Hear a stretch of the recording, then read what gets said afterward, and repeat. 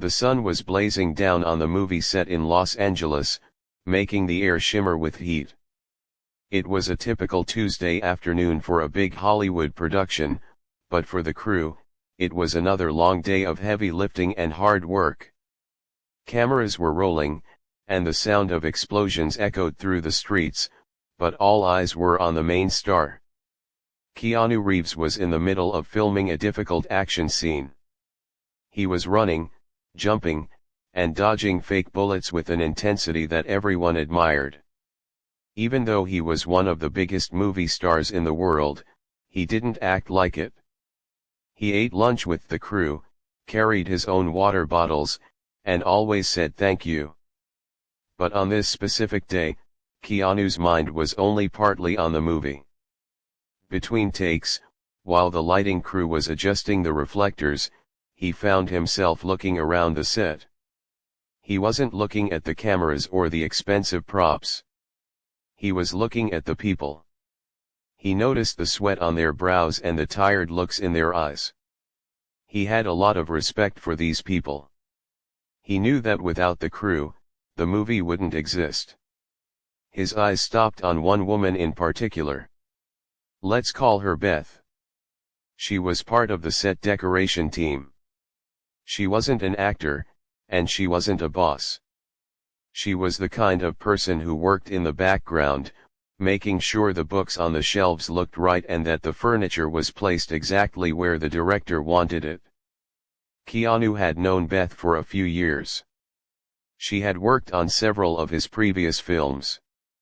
She was usually the first person to arrive in the morning and the last one to leave at night. She had a reputation for being reliable, cheerful, and incredibly detailed in her work. If a picture frame was tilted 1 inch to the left, Beth would notice it and fix it. However, today something seemed off.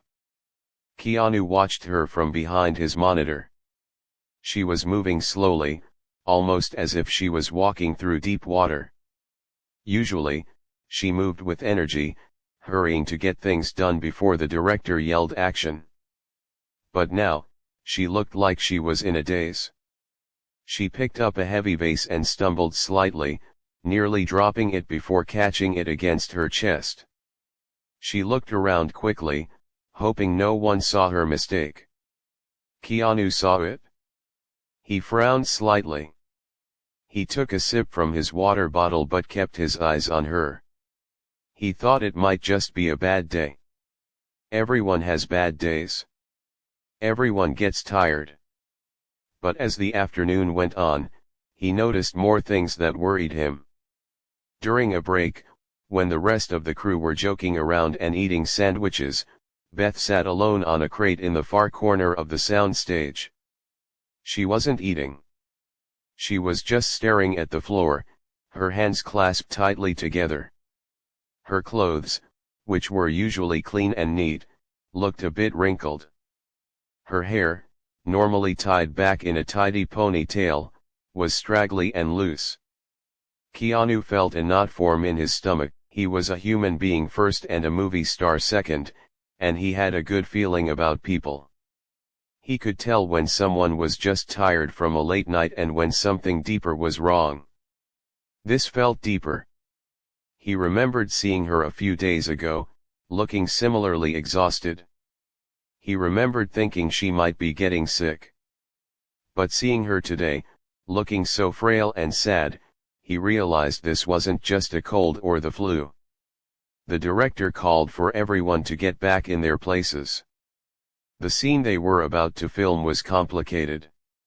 It required the set to be perfect. Beth's job was to rearrange the props on a desk for a close-up shot. The director walked onto the set, looked at the desk, and sighed loudly. "This isn't right," the director complained, though not directly at her. "The papers need to be more chaotic." Like a struggle happened here. Beth jumped up from her crate, looking panicked. She rushed to the desk, her hands shaking. She started moving the papers around, but she seemed clumsy. She knocked a pen off the desk, and it rolled across the floor. She bent down to pick it up, and for a second, she didn't get back up. She stayed there, crouching on the floor, hidden behind the desk. The set went quiet. People started whispering. "Is she okay?" someone murmured. "Maybe she fainted," another person whispered. Keanu didn't whisper. He didn't wait for someone else to handle it. He walked out from behind the monitor, past the cameras, and onto the set. The crew watched him, surprised. Usually, the star stays back while the crew handles technical issues. But Keanu walked right over to the desk. He crouched down beside Beth. "Hey," he said softly. He didn't shout, and he didn't sound like a boss giving an order. He sounded like a friend. "Take a breath. It's okay." Beth looked up. Her eyes were red, like she had been crying or trying very hard not to cry. She looked terrified. "I'm sorry, Mr. Reeves," she whispered. Her voice was shaking. I'm so tired. I messed it up. I'm sorry." Keanu shook his head gently. "You didn't mess anything up. We have time. Just breathe." He helped her stand up. She felt light, like she had lost weight. He held her arm for a moment to steady her. He looked at her closely. Up close, he could see dark circles under her eyes. Her skin looked pale, almost gray. She looked like she hadn't slept in a week. She wasn't just tired, she was depleted. The director walked over. "Is there a problem?" the director asked, looking annoyed at the delay. Keanu turned to him, keeping his voice calm but firm. "We're going to take 5 minutes. Beth needs a moment." The director looked surprised, but he knew better than to argue with the star. "Fine. 5 minutes," the director grumbled, walking back to his chair. Keanu turned back to Beth. He didn't want to embarrass her in front of everyone. "Go sit down," he said. "Have some water. Don't worry about the desk. I'll fix the papers."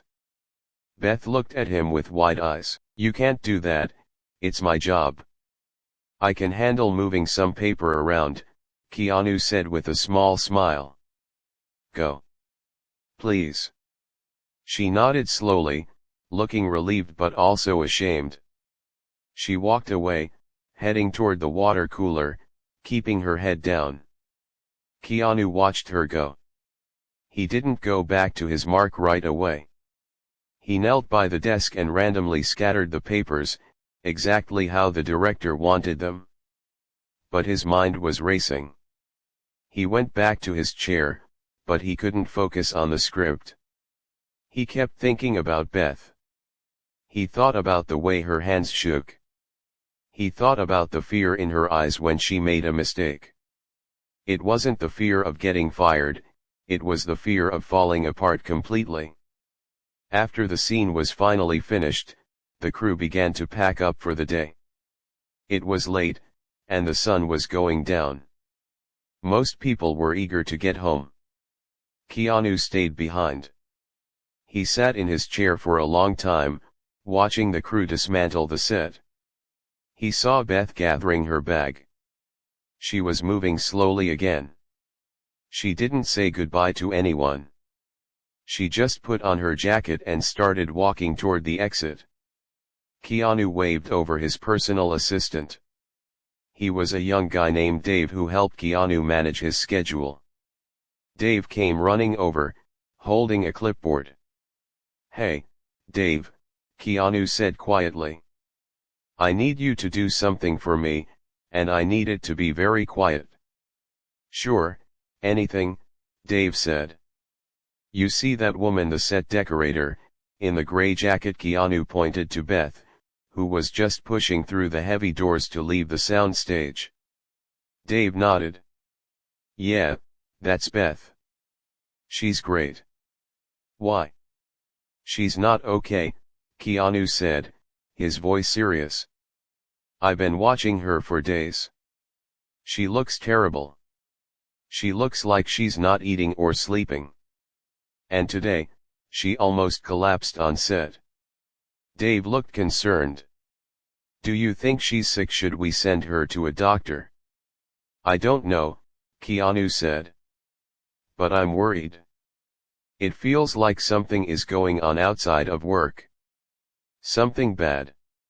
He paused for a moment, looking at the door where she had exited.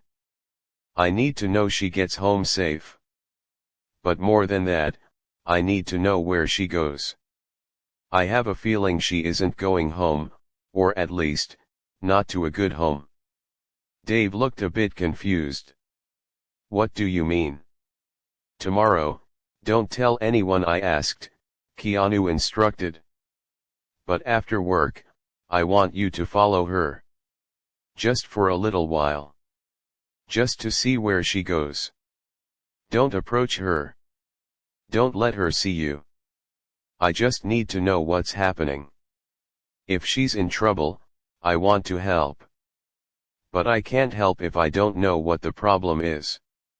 Dave nodded, understanding the gravity of the request. It wasn't about being a fan or a stalker. It was about safety. Okay, Dave said. I'll take care of it.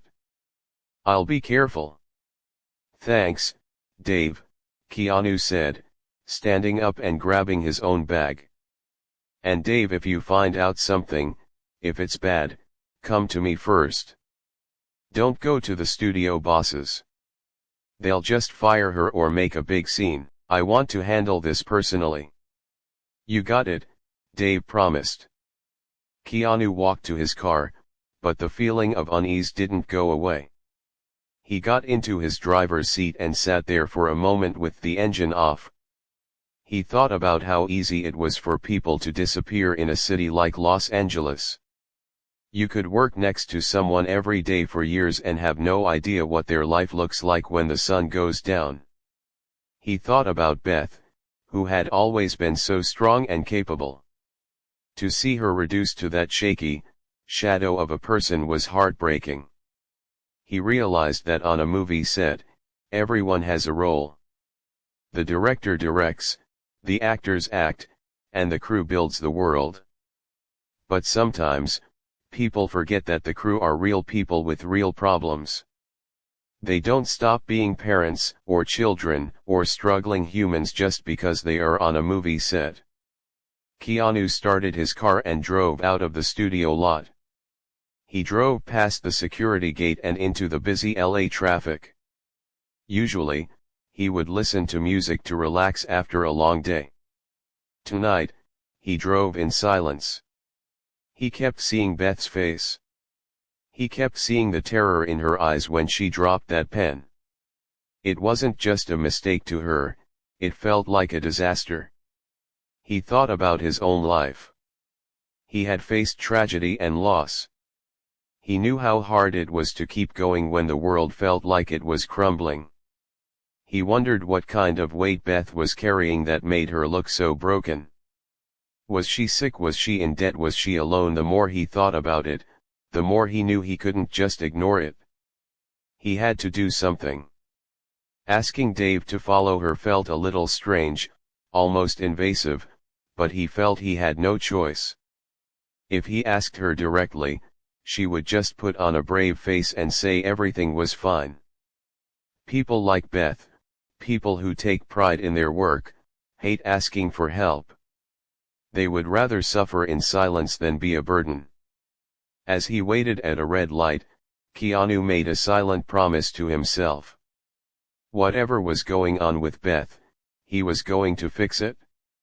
He didn't know how yet, and he didn't know what he would find, but he knew he couldn't watch her suffer without doing anything. The discovery of her struggle was just beginning, but he had a feeling that once he pulled the thread, the whole truth would come unraveling. And he was ready to deal with whatever came out, because that is just who he was. He wasn't just a hero on the screen, he wanted to be a hero in real life, too, especially for the people who worked hard to make him look good on screen. The light turned green. Keanu stepped on the gas and drove toward the night, his mind already planning for the next day. He hoped Dave would find something simple, maybe just a broken down car or a sick relative. But deep down, his gut told him it was something much worse. He braced himself for the news, knowing that the next few days would change everything for Beth, and maybe for him too. The next morning, the sun came up over the Hollywood Hills, but the atmosphere on the set felt different to Dave. Usually, he was just thinking about coffees, schedules, and making sure the boss had his script on time. Today, he had a secret mission. Keanu had asked him to follow Beth, and for Dave, that wasn't just a task, it was a test of trust. He spent the morning watching the crew work, keeping one eye on Beth. She was back at her station, arranging books on a shelf. She looked a little better than she had the day before, maybe because she had managed to wash her face in the restroom, but she still moved like she was carrying a heavy backpack full of rocks. Dave tried to act normal. He answered emails and took calls, but his mind was counting down the hours until wrap time. He felt a strange mix of guilt and curiosity. It felt weird to spy on a co-worker, but he reminded himself of the look on Keanu's face. The actor had been genuinely worried. This wasn't about gossip, it was about making sure someone was safe. Finally, the director yelled cut. For the last time of the day. The familiar sound of chairs scraping and people sighing with relief filled the air. Dave watched from the shadows of an equipment truck as Beth gathered her things. She didn't chat with her friends like she used to. She just put on her jacket, picked up her bag, and walked toward the parking lot. She looked so small as she walked away from the bright lights of the set. Dave waited a minute, giving her a head start. He didn't want to be seen. He hopped into his own car, a simple sedan that blended in with the traffic, and pulled out onto the street. He spotted her car a few vehicles ahead. It was an older model, a bit beat up, with a dent in the back bumper.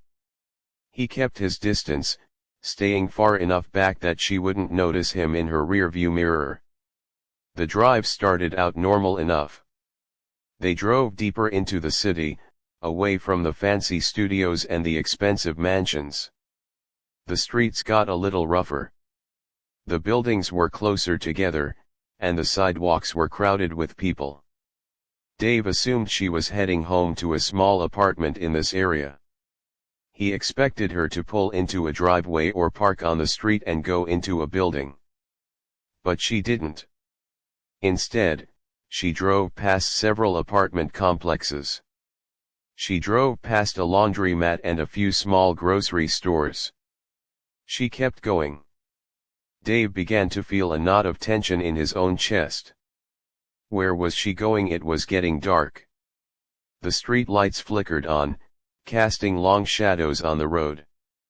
20 minutes later, she turned into a parking lot. Dave slowed down, pretending to look for a parking spot on the street so he could watch her.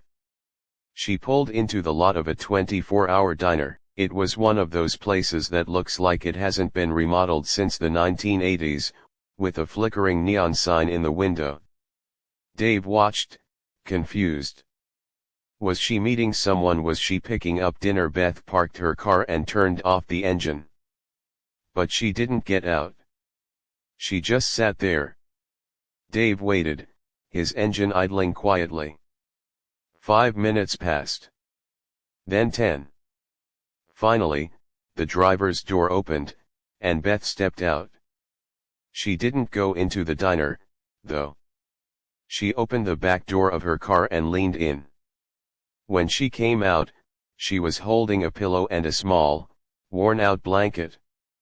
Dave's eyes went wide. She wasn't there to eat. She was there to sleep. Or at least, to try to. She walked into the diner, and Dave waited another moment before following. He pulled his hood up slightly, just in case, and walked inside. The diner smelled of old coffee and fried food. It was noisy, with the clatter of dishes and the hum of a large refrigerator. Dave took a seat in a booth near the back, far enough away that she wouldn't spot him immediately, but close enough to see what she was doing. Beth had taken a seat in a corner booth, the kind that is farthest from the door and the bathroom. It was the most hidden spot in the room. A tired-looking waiter came over and poured her a glass of water. She didn't look at the menu. She just nodded at him and whispered something. Dave couldn't hear the words, but he saw her slide a few coins across the table. It wasn't enough for a meal. It was probably just enough for the coffee to keep the booth. She sat there, staring into the dark liquid in her cup. She looked incredibly lonely. Dave watched her pull a crumpled paperback book from her bag, but she didn't read it. She just held it, her hands trembling slightly. Every time the door opened, she would jump, her eyes darting around nervously. She looked like a scared animal, constantly on the lookout for danger. An hour passed. Then two. The diner slowly emptied out as the night went on. The late-night crowd came in, people getting off late shifts, maybe a few drunk patrons. Beth shrank into her corner. She rested her head on her arms on the table for a while, trying to nap. But it wasn't real sleep. How could anyone sleep in a noisy diner with their head on a formica table? Dave felt a lump in his throat. He realized with a sudden, sickening clarity that Beth had nowhere else to go.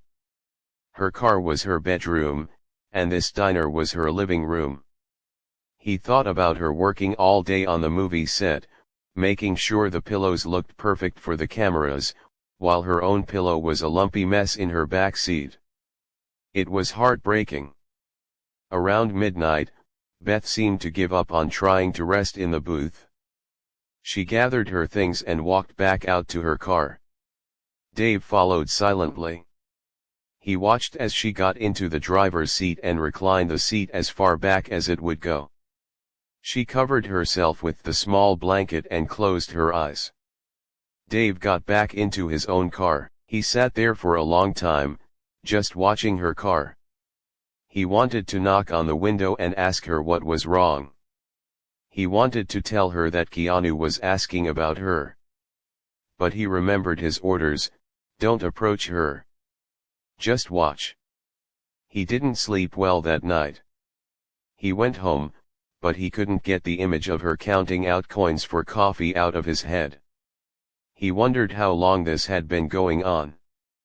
Had she been living in her car for weeks, months? The next morning was Saturday, which meant there was no work. Dave knew he needed to see what she did on her days off. That would tell him the rest of the story. He drove back to the diner parking lot early in the morning. He was worried she might have left, but her car was still there.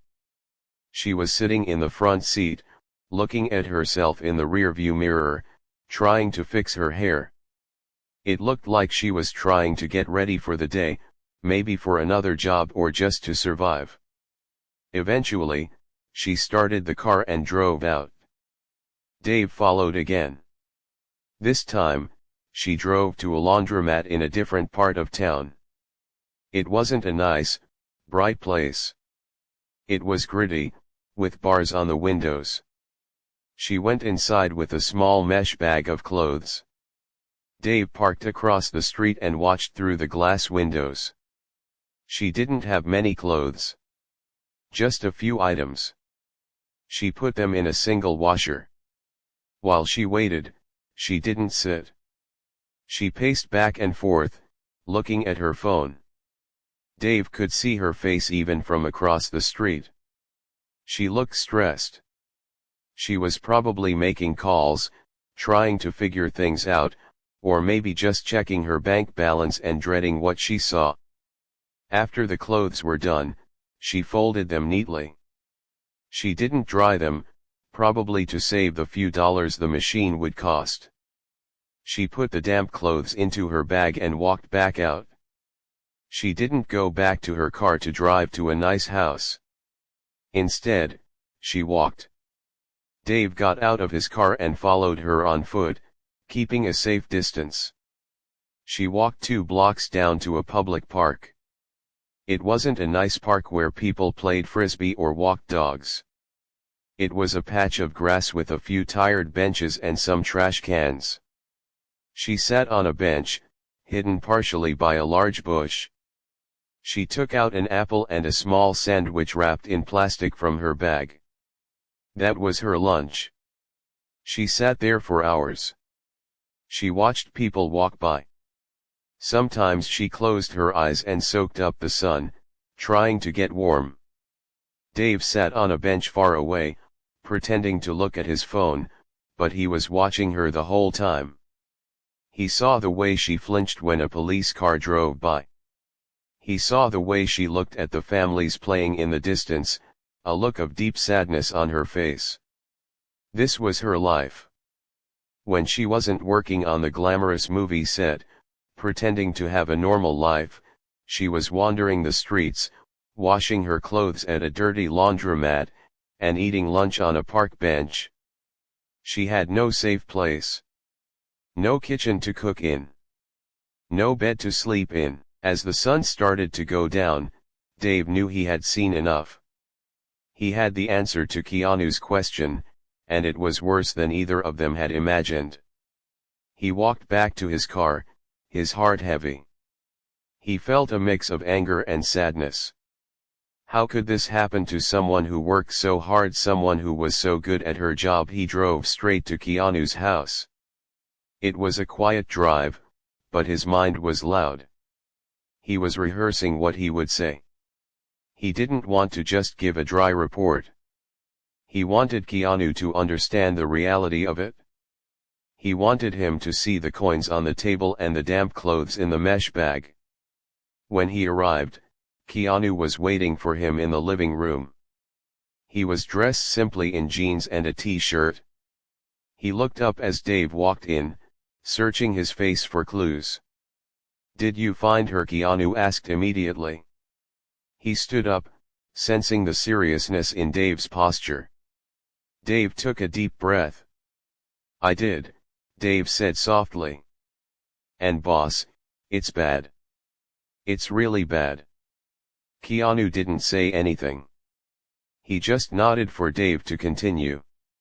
"She's not going home, Keanu," Dave said, his voice cracking slightly. "She doesn't have a home. I followed her last night. She goes to a 24-hour diner. She buys a cup of coffee and sits in a corner booth for hours. She tries to sleep with her head on the table. Then she goes back to her car and sleeps there." Keanu closed his eyes for a second, taking a sharp breath. "In her car?" "Yes," Dave confirmed. "And today, on her day off, she went to a laundromat to wash one uniform. Then she walked to a park and sat on a bench all day. She ate a sandwich she brought with her. She has nowhere to go. She's homeless, Keanu.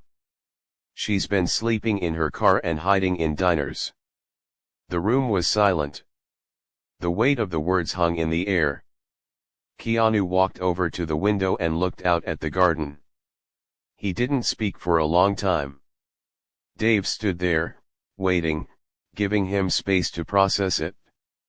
Dave knew that Keanu had a big heart. He knew this news would hurt him. "Thank you, Dave," Keanu said finally, turning back around. His voice was quiet, but it was filled with determination. "You did the right thing telling me. I can't believe I didn't know. We see these people every day. We shake their hands. And she's been living like this right under our noses." "What are you going to do?" Dave asked. Keanu looked at the floor, thinking. "I'm going to fix it," he said simply. I'm not going to let her spend another night in that car. I'm not going to let her eat another sandwich on a park bench. But I have to be careful. I can't just throw money at her. She's proud. If I'm not careful, she'll feel like a charity case. She might even run away. He looked up at Dave. We're going to handle this tonight. I'm not waiting until Monday. I'm going to that diner. The rain started falling in Los Angeles, turning the city streets into shiny mirrors reflecting the red tail lights of the passing cars. It was a cold night, the kind that cuts right through a jacket and settles deep in your bones. Keanu stood by the front door of his home, looking out at the dark weather. He grabbed a simple hoodie from the hook, pulling the hood up over his head. He wasn't dressing up tonight. He didn't want to be recognized. He didn't want to be a movie star. He just wanted to be a regular person checking on a friend. Dave had offered to drive him, but Keanu had refused. This is something I need to do myself, he had said. Now, sitting in the driver's seat of his car, the engine humming softly, he felt a heavy weight in his chest. He thought about Beth. All day, she had worked so hard, making sure the world inside the movie looked perfect and beautiful. But the world she actually lived in was falling apart. The contrast made him feel sick. He drove through the city, the wipers swishing back and forth across the windshield. The GPS on his phone directed him through streets that got darker and rougher the further he drove. He left behind the bright lights of the Hollywood Hills and the fancy studios. He passed buildings with boarded-up windows and empty lots filled with old trash and weeds.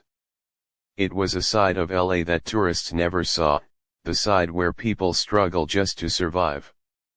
When he finally pulled into the parking lot of the diner, the rain was coming down hard. The neon sign buzzed and flickered, casting a red and yellow glow on the wet pavement. He saw her car immediately. It was parked near the back, isolated from the other vehicles. Seeing it there, alone in the rain, made it all real. It wasn't just a story Dave had told him. It was right there in front of him. That was her home. That metal box on wheels was where she slept every night. Keanu sat in his car for a moment, taking a deep breath to steady himself. He knew he had to be careful. He knew Beth was a proud woman. If he walked in there throwing his money around or acting like a rich savior, she would run. She would be humiliated. She might even quit the movie just to escape the shame. He had to approach her as an equal, as a human being, not as a boss giving a handout. He opened the car door and stepped out into the rain. He walked quickly to the entrance of the diner, his head down. A bell chimed as he pushed the heavy door open. Inside, the air was warm and smelled of burnt coffee, old grease, and bleach. It was a harsh smell, but it was warm.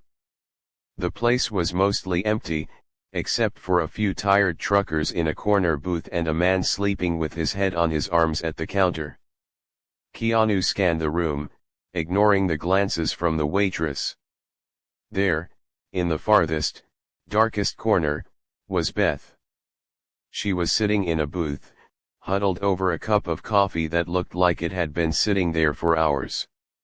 She was wearing her jacket, her arms wrapped tightly around herself as if she was freezing. She looked so small and alone. She wasn't reading or looking at her phone, she was just staring into the black liquid, looking lost. Keanu walked toward her. He kept his steps light. As he got closer, he saw that she was tracing a crack in the table with her fingernail, over and over again. She looked exhausted. She looked like someone who had reached the end of her rope and was barely hanging on. He stopped right at the edge of her booth. She didn't look up at first. It was like she was in a trance, lost in her own worries. Beth, he said softly. Her head snapped up. Her eyes went wide with shock when she saw who was standing there. For a second, she just stared, blinking rapidly, unable to process what she was seeing. Then, pure panic set in. She straightened up instantly, wiping her eyes quickly with the back of her hand and trying to smooth her hair. "Mr. Reeves," she stammered. Her voice was shaky and high-pitched. What are you doing here?" "Can I sit?" Keanu asked, gesturing to the empty seat across from her. He kept his hands open and visible, trying to look as non-threatening as possible. I guess," she whispered. She looked terrified. She started grabbing her bag, as if she was about to run away. "I was just leaving. I'm sorry, I didn't mean to cause trouble. I'll go right now." "Beth, stop," Keanu said gently. He sat down across from her. He didn't crowd her. He sat on the edge of the seat, giving her space. "I'm not here to get you in trouble. I'm not here to fire you. I promise." She froze, her hand gripping the strap of her bag so hard her knuckles turned white. "Then why are you here?" she asked, tears starting to well up in her eyes. "How did you even find me?" "I was worried about you," Keanu said. He kept his voice low, so the other people in the diner wouldn't overhear. "I saw you on set a few days ago. You looked like you were carrying the weight of the world. I asked someone to check on you, just to make sure you got home safe." Beth's face crumbled. She looked down at the table, unable to meet his eyes. "You know," she whispered. "You know I'm not going home." Keanu nodded slowly. "I know. I know you've been sleeping in your car. I know you come here to stay warm." A single tear rolled down her cheek, splashing onto the scratched table. She didn't wipe it away this time. She just let them fall. "I'm so embarrassed," she choked out. "I tried so hard to keep it together. I never wanted anyone to know. I thought if I just kept working, if I did a good job, I could figure it out." "It's okay to need help," Keanu said. He leaned forward slightly, resting his arms on the table. "What happened, Beth? You've been with us for years. You're one of the best we have. You never had trouble before." She took a shaky, ragged breath. She looked around the diner, making sure no one was listening, and then she looked back at Keanu. The pain in her eyes was deep and raw. "It was my mom," she started, her voice cracking. "She got sick last year. Really sick. The medical bills, they were insane. The insurance didn't cover everything. I used all my savings. I sold my furniture. I sold everything I had just to pay the doctors to keep her alive." Keanu listened intently, his face serious but full of empathy. He didn't interrupt. He didn't check his phone. He just let her speak. "And then," she continued, wiping her nose with a rough paper napkin, "my landlord raised the rent. He raised it by so much, I couldn't afford it. I tried to find a cheaper place, but with the bills and the deposits, I couldn't come up with the money. I got evicted. I didn't want to tell anyone at work. I didn't want people to look at me the way you're looking at me right now." "How am I looking at you?" Keanu asked softly. "Like I'm a charity case," she said, her voice rising slightly in defense. "Like I'm weak. I've always taken care of myself. I'm a hard worker. I don't like owing people things. I don't like pity." "You aren't weak, Beth," Keanu said firmly. "You're in a storm. Anyone can be in a storm. It happens to the best of us. It happened to me. Beth looked up, surprised. You? Yes, Keanu said. I've had times in my life where I lost everything. Times where I didn't know if I could keep going. The only difference between you and me is that I had people around me who helped. You've been trying to do it all alone. She let out a long, shaky sigh.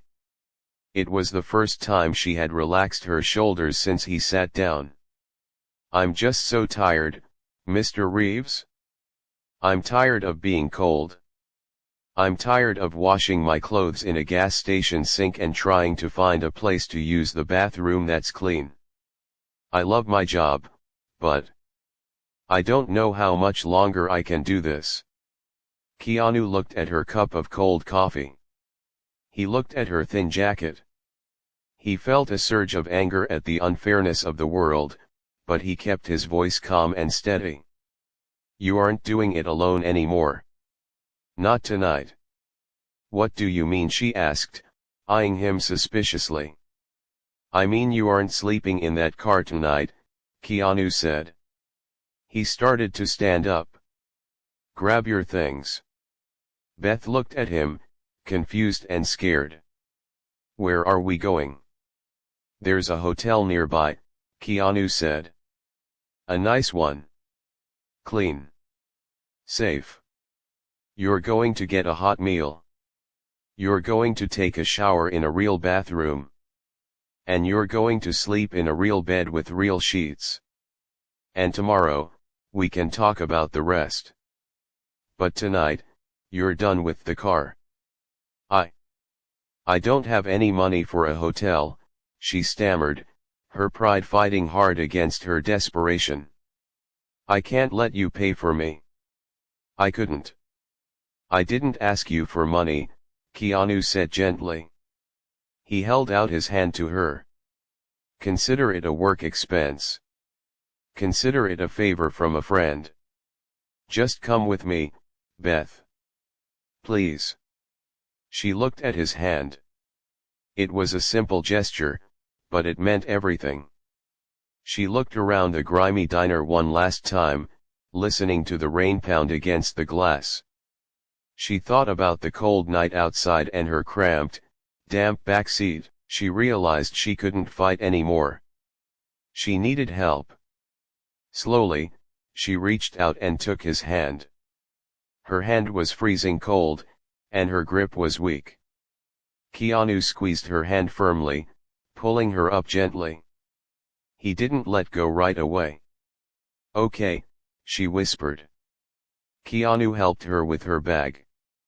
He didn't let her carry it. He walked her out of the booth, through the diner, and toward the door. The few people in the diner watched them go, whispering, but Keanu didn't care. As they walked out into the rainy night, Beth felt a strange sense of relief wash over her. She didn't know what tomorrow would bring. She didn't know how she would pay him back, or if she would still have her dignity. But for the first time in a long time, she wasn't alone in the dark.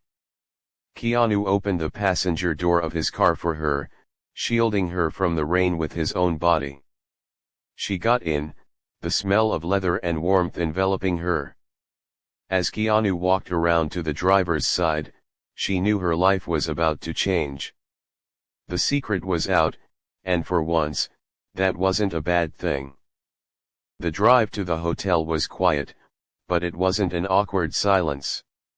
It was the kind of peace that comes after a storm. The rain was still falling, drumming a steady rhythm against the roof of the car, but inside, it was warm and dry. Beth sat with her hands folded in her lap, clutching her small bag. She kept looking out the window at the passing streetlights, her mind racing. She couldn't believe she was sitting in Keanu Reeves' car. She couldn't believe he had found her in that terrible diner. Most of all, she couldn't believe he was taking her to a hotel instead of firing her. They pulled up to a large, beautiful hotel in the city. It wasn't a cheap roadside motel. It was a place with a doorman and a lobby that sparkled with chandeliers. Beth shrank down in her seat.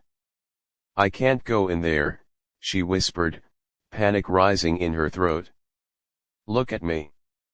I don't belong there. People will stare."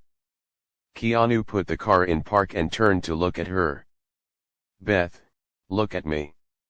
She hesitated, then turned her head. "Nobody is going to stare. And if they do, let them stare. You are tired, you are cold, and you deserve to be warm and safe.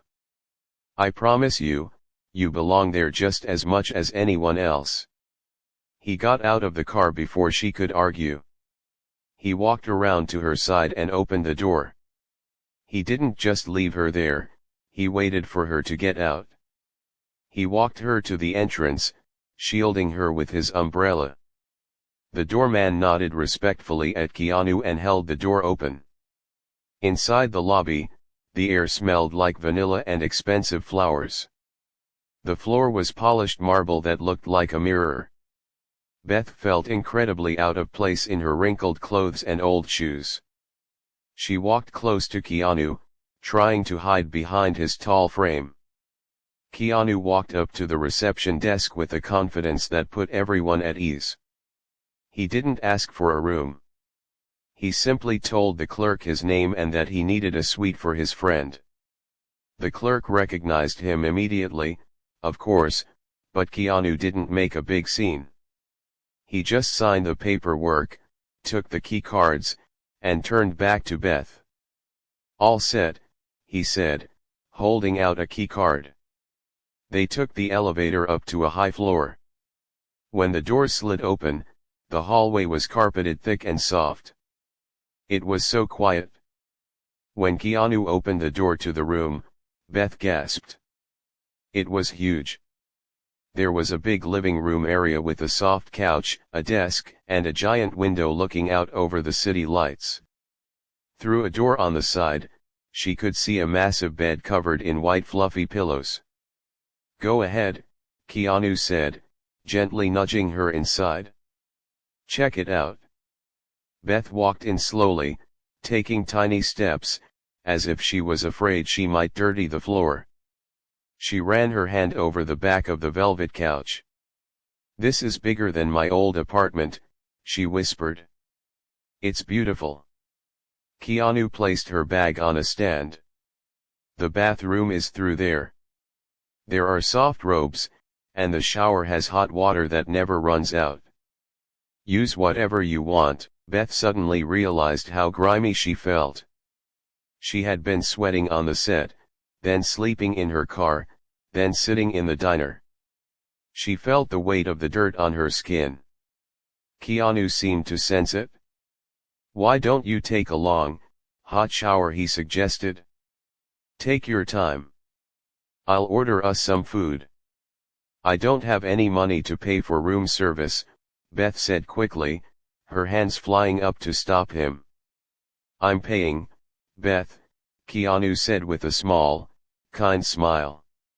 "And please don't argue with me. I'm starving, and I bet you are too." She looked at him for a long moment, and then her shoulders slumped in defeat. She was too hungry and too tired to fight anymore. "Okay," she whispered. "Thank you." She went into the bathroom and closed the door. As soon as the latch clicked, she leaned against the wood door and let out a sob that had been building up for months. But then she saw the bathtub. It looked like a huge white tub. She turned on the water, watching it steam up, and for the first time in a long time, she felt a glimmer of hope. While she was in the shower, Keanu called room service. He didn't order fancy caviar or expensive wine. He ordered comfort food. He ordered a big bowl of hot vegetable soup, a grilled cheese sandwich with extra cheese, and a pot of hot tea. He knew that when someone is that drained, their stomach can't handle heavy, rich food. They need warmth and simplicity. When Beth came out of the bathroom, Her face was pink from the hot water and her hair was damp and clean. She was wearing one of the fluffy white robes from the closet. She looked like a different person already. The tension in her face had softened. She smelled like soap. "Food is here," Keanu said, pointing to the table where a waiter had just set down the trays. They sat down together at the small table near the window.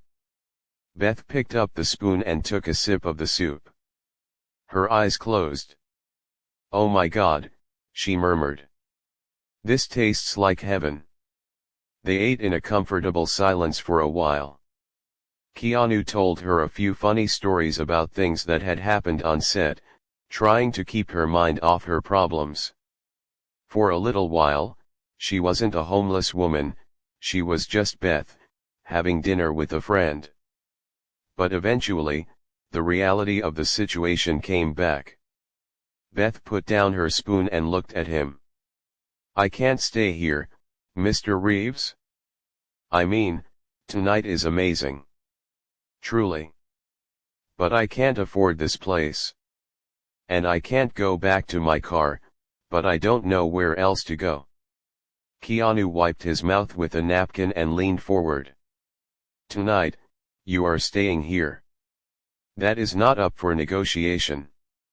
You are going to sleep in that big bed, you are going to sleep until noon if you want to, and you are going to wake up safe. But tomorrow." "Tomorrow," Keanu said, his voice turning serious, "we fix the rest. I have some calls to make in the morning. I have people who can help with the money side of things. The medical bills, the back rent. We are going to figure it out." Beth started to shake her head. "I can't let you pay my debts. That's thousands of dollars. I can't pay you back. I'll be paying you off for the rest of my life."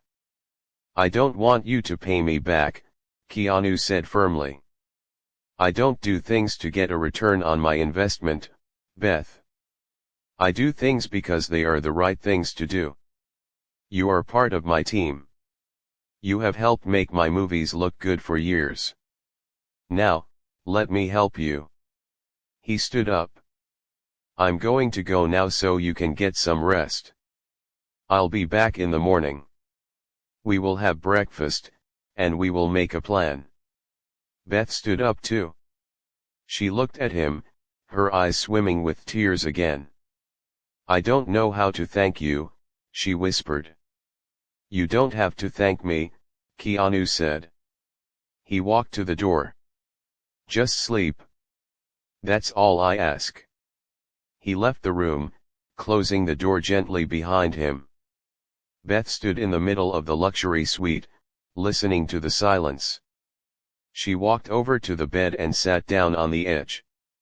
It was so soft she felt like she was floating. She laid her head on the pillow and within minutes, she was in the deepest sleep she had had in months. Keanu, however, did not go to sleep.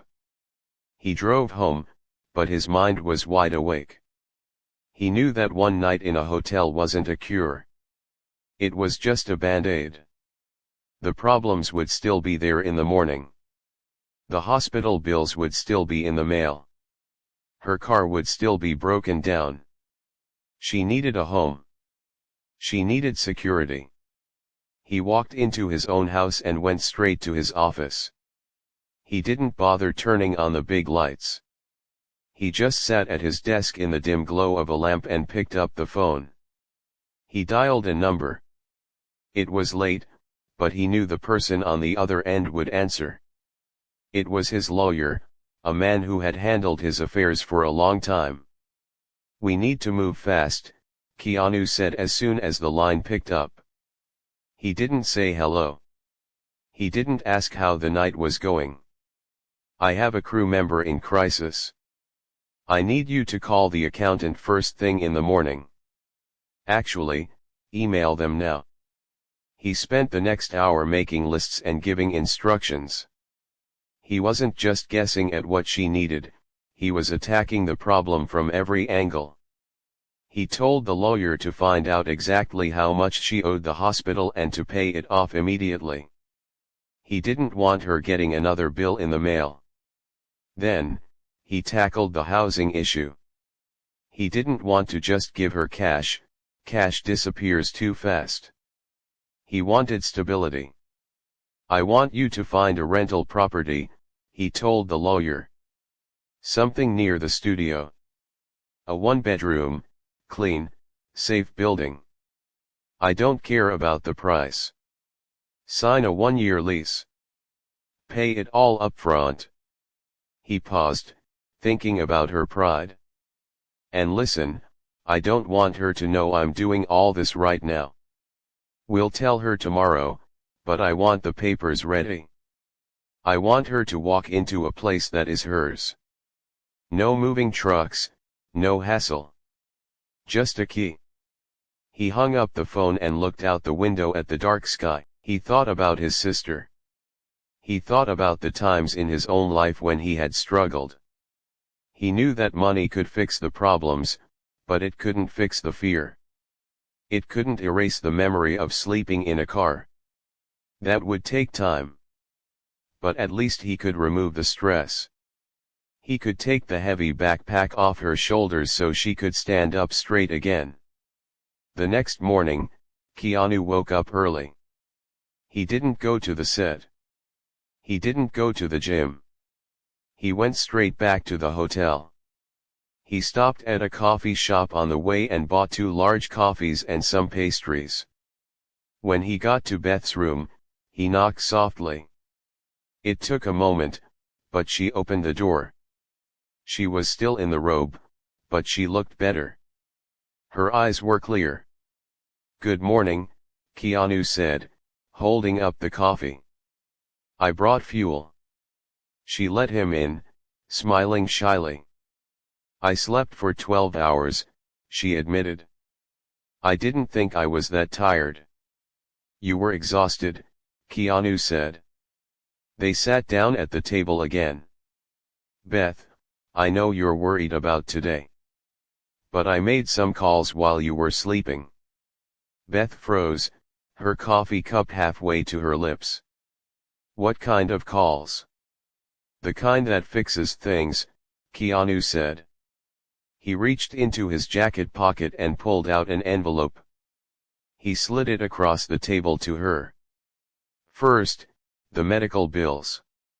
They are paid. All of them. You don't owe the hospital a cent anymore." Beth stared at the envelope, her mouth open. "What, how?" "I have good people," Keanu said simply. "They work fast. Second, the rent issue. I know you can't afford a deposit right now. So, I found a place for you. It's a nice apartment, not far from where we are filming. It's furnished. It has a kitchen, a real bed, and a shower that works." He took a key out of his pocket and placed it next to the envelope.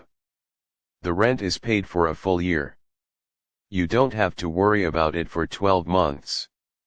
You can focus on your job, and you can focus on getting your life back."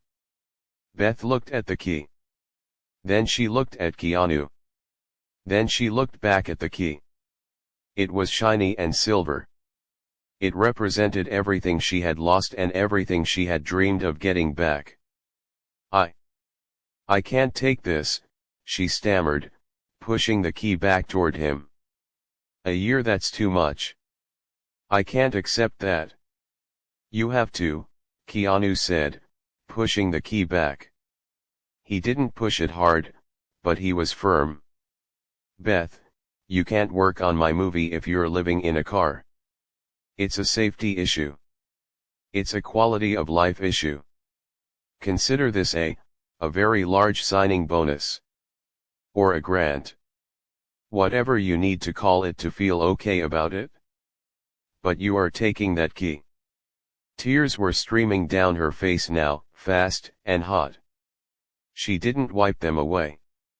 She looked at the key, and for the first time, she let herself believe it was real. She didn't have to go back to the diner. She didn't have to wash her clothes in a sink. She had a home. "Thank you," she choked out. "I don't know what I did to deserve this, but thank you." Keanu reached across the table and patted her hand. "You didn't have to deserve it, Beth. You just had to need it. Now, finish your coffee. We have a move to organize. And you have a job to get back to. But today, you're going to drive your own car to your new apartment, and you're going to take a real nap in your own bed. How does that sound?" "It sounds like a miracle," she whispered. Keanu smiled. It wasn't a movie star smile. It was a real, human smile of relief. "Good. Let's go make it happen." The next few weeks passed in a blur of relief and adjustment for Beth. Moving into the apartment felt like stepping into a different world. It was strange to wake up in a silent room, in a bed that didn't have a steering wheel in front of it. For the first few nights, she actually slept too much. Her body was recovering from months of stress and fear. She would wake up in the morning, confused for a second, reaching for her car keys, and then remember where she was. She would see the sunlight coming through the blinds and remember that she was safe. She didn't have to worry about where she was going to park the car or if a police officer would knock on the window and tell her to move along. She also didn't have to worry about the medical bills anymore. Keanu's lawyer had been true to his word. Beth received a letter in the mail stating that her debt was cleared. She cried when she held that paper. It felt like a giant weight had been lifted off her back. She could breathe again. She could go to the grocery store and buy fresh vegetables instead of cheap, processed food. She could wash her clothes in her own machine and dry them in her own dryer. These were small things that most people took for granted, but for Beth, they felt like miracles. However, the biggest change came when she returned to work. The movie production was starting up again after a short break. Beth parked her car in the crew lot, just like she always did. But this time, she walked from the car to the set with her head held high. She wasn't rushing to grab a coffee from the craft services table because she hadn't eaten. She had already had a good breakfast at home. She was wearing clean clothes that smelled like laundry detergent, not like stale air from a diner. When she walked onto the sound stage, the atmosphere felt different to her. Maybe it was because she felt different. She walked over to her station and started organizing the props for the day. Her hands were steady. Her mind was clear. She noticed details she had been too tired to see before. She rearranged the books on a shelf until they looked perfect. She polished the silverware on the dining table until it sparkled. Keanu arrived on set a little later. He walked in with his usual quiet energy, greeting people as he passed. He spotted Beth immediately. She was working, focused and calm. He didn't walk over to her right away. He didn't want to make a scene. He just watched her for a moment, smiling to himself. Seeing her like that made him feel better than any good review he had ever received. It was proof that sometimes, you really can fix a problem if you care enough to try. During a break, Keanu walked over to where Beth was sorting through some boxes. "Morning," he said, leaning against a prop wall. Beth looked up and beamed at him. It was a real smile, one that reached her eyes. "Good morning, Mr. Reeves," she said. "Thank you again. For everything. The apartment it's perfect. I slept so well last night." "I'm glad to hear that," Keanu said, keeping his voice low so others wouldn't overhear. "You look better. You look like yourself again." "I feel like myself," she agreed. "I think I can do a good job on this movie now." A really good job. You were always doing a good job, Beth, Keanu said softly. You were just doing it under impossible conditions. Now you can do it without drowning. He walked away, but the interaction stayed with her. It wasn't just the money or the apartment. It was the respect. He had seen her at her lowest point, and he didn't look down on her. He looked at her as an equal. That gave her a confidence that money couldn't buy. The change in Beth didn't go unnoticed by the rest of the crew. People on movie sets are very observant. They noticed that she wasn't hiding in the corner during lunch anymore. They noticed that she stopped shaking. They noticed that she was laughing and joking with her co-workers again. Rumors started to spread, quietly, in the corners of the set. People whispered that something big had happened. They knew that Keanu had taken an interest in her well-being. They didn't know the full story that she had been living in her car, but they knew he had helped her out of a jam. This created a ripple effect that Keanu hadn't expected, but welcomed. The morale on the set improved drastically. Usually, after a few months of filming, crews get tired. They get grumpy. They miss their families and complain about the long hours. But on this set, the energy shifted. The crew felt valued. They saw that their hard work was recognized by the leading actor. They saw that if someone had a problem, it wouldn't just be ignored. It created a sense of safety. They weren't just cogs in a machine, they were part of a team that looked out for each other. Keanu noticed this change too. He saw people smiling more. He saw them helping each other out without being asked. He saw the us versus them attitude between the cast and the crew disappear. It was just us. But Keanu knew that helping Beth was just the beginning. As he watched the set buzz with activity, he realized that Beth wasn't the only one struggling. The film industry is tough. It's full of freelancers who don't have health insurance or steady paychecks. One bad break, an illness, a car accident, a rent hike could send anyone else spiraling down the same path Beth had been on. He decided he needed to do something bigger. Helping one person was good, but changing the system was better. A few days later, Keanu called a meeting with the producers and the accountants. He didn't do this often. He usually stayed out of the business side of things. But today, he had something to say.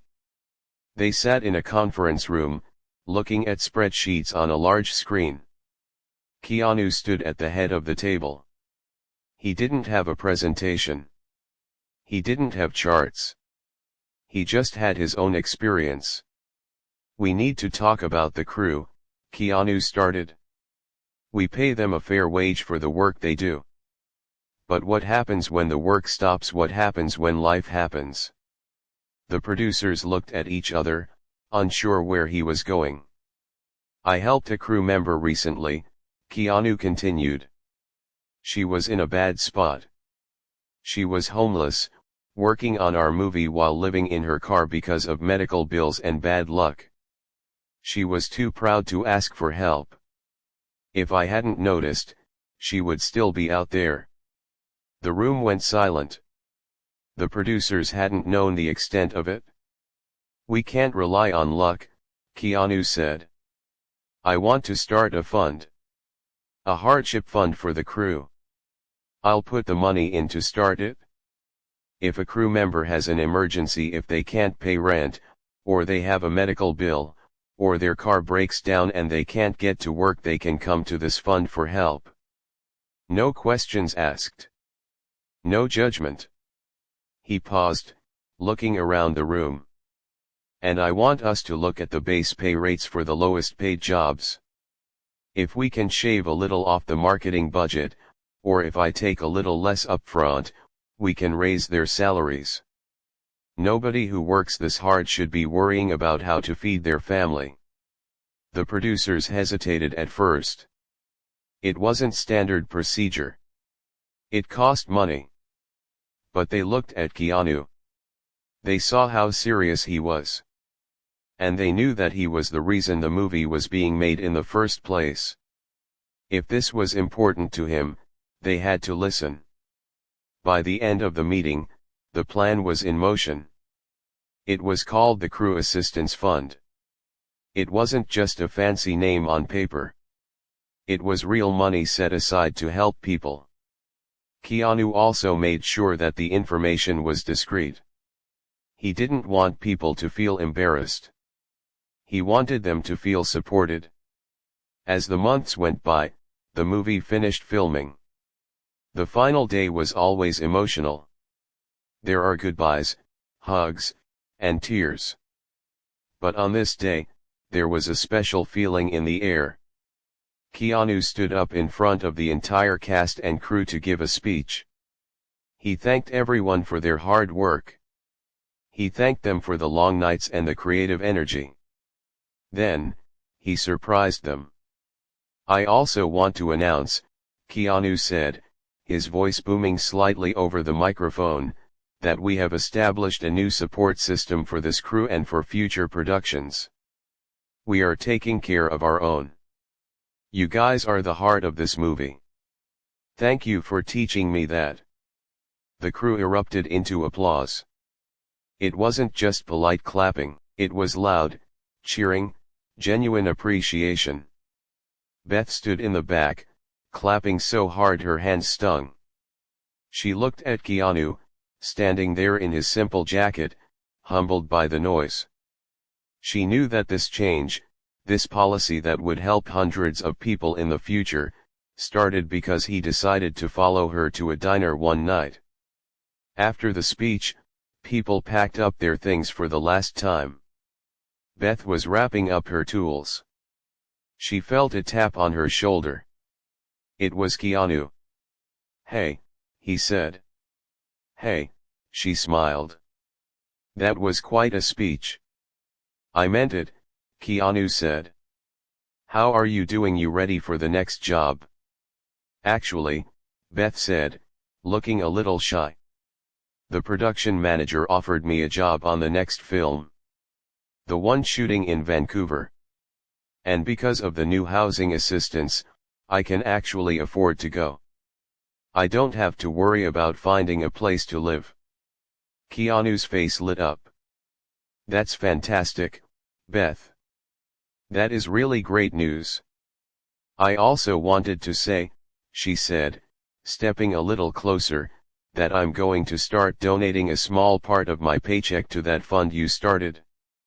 I'm not in a position to give much yet, but I want to help. Just like you helped me." Keanu looked at her, touched. He reached out and shook her hand, then pulled her into a quick hug. "You don't have to do that," he whispered. "I know," she said as she pulled back. "But I want to. I want someone else to feel that relief. I want to pay it forward." Keanu nodded. "That's the best thing I've heard all day." He watched her walk away, carrying her box of belongings. She walked out of the sound stage and into the sunlight, ready for whatever came next. The story of what happened didn't end up in the newspapers. There were no flashing cameras or reporters trying to get the scoop. It was a quiet victory. But for the people who were there, and for the crew members who would be helped by the new fund in the years to come, it was everything. The shocking discovery of Beth's homelessness had changed everything. It had changed Beth's life, giving her back her dignity and her future. But it had also changed Keanu. It had transformed him from an actor who cared about his crew into a leader who protected them. He realized that being a hero wasn't about fighting bad guys on a movie screen. It was about seeing the suffering of real people and having the courage to do something about it. As he walked to his own car that evening, leaving the set behind, Keanu felt a sense of peace that he hadn't felt in a long time. The world was still a difficult place. People still struggled.